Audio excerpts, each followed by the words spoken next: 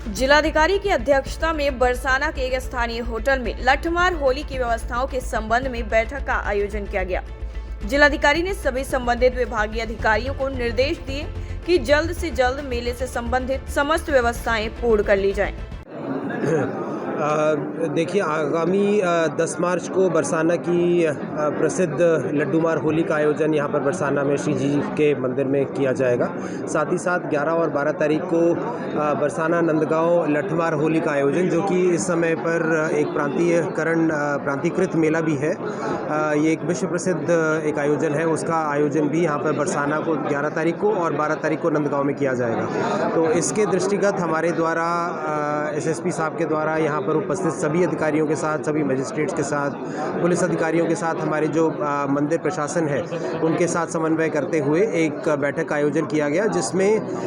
विभिन्न जो व्यवस्थाएं हैं, चाहे वो पेयजल की हो, चाहे शौचालय की हो, चाहे साफ़ सफाई की व्यवस्था की हो, चाहे जो हमारे श्रद्धालु विश्व भर से, देश भर से, विभिन्न स्थानों से आते हैं उनके आवागमन को सुगम बनाने की हो, चाहे हमारे कंट्रोल रूम्स या खोया पाया विभाग की व्यवस्थाएं हों, चाहे हमारी जो ड्रेन्स हैं या फिर लाइटिंग की जो व्यवस्थाएं हैं, उन सभी व्यवस्थाओं को सुचारू रूप से व्यवस्थित तरीके से कराए जाने की हो, ये सारी व्यवस्थाओं का जायज़ा आज लिया गया। ट्रांसपोर्टेशन से लेके जो इस आयोजन में प्रतिभाग करने वाले हमारे जो श्रद्धालु हैं उन्हें किसी प्रकार की कोई समस्या ना हो, बल्कि वो एक अच्छा यहाँ से अनुभव लेकर जाएं, इस चीज़ को सुनिश्चित करने के लिए इस बैठक को आयोजित किया गया था। सभी विभागों में आपस में समन्वय रहे। साथ ही साथ बरसाना नंदगांव लठमार होली जो होगी, इसके साथ ही साथ हमारा रंगोत्सव का आयोजन जो प्रत्येक वर्ष उत्तर प्रदेश ब्रजतीर्थ विकास परिषद के द्वारा यहाँ पर बरसाना में किया जाता है, उसके आयोजन के संबंध में भी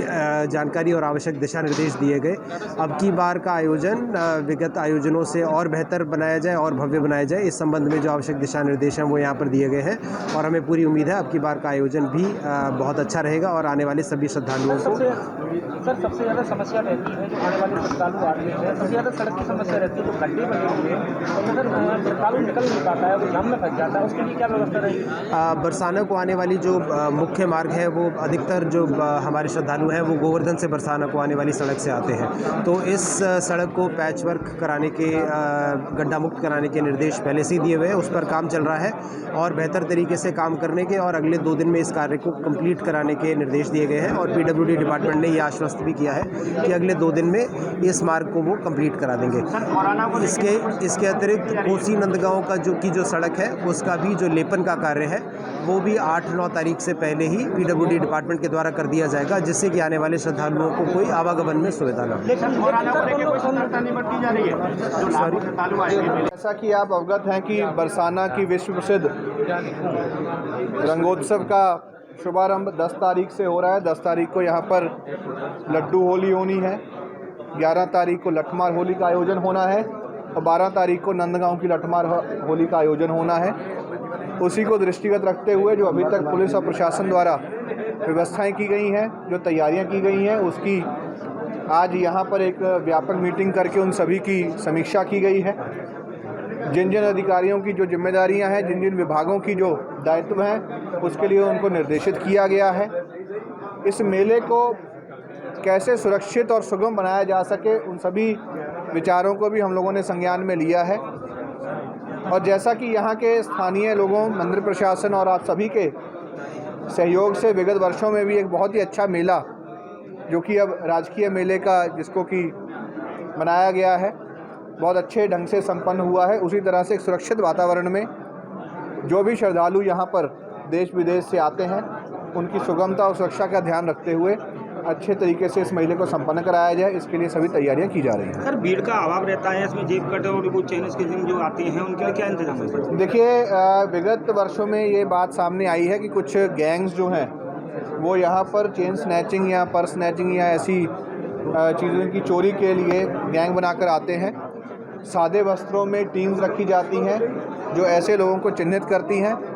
विगत वर्ष भी ऐसे कई गैंग्स यहाँ पर और वृंदावन में पकड़े गए थे और इस वर्ष भी ऐसे गैंग्स को चिन्हित करने के लिए हमारी विशेष टीमें और सीसीटीवी कैमरा के माध्यम से नज़र रखी जाएगी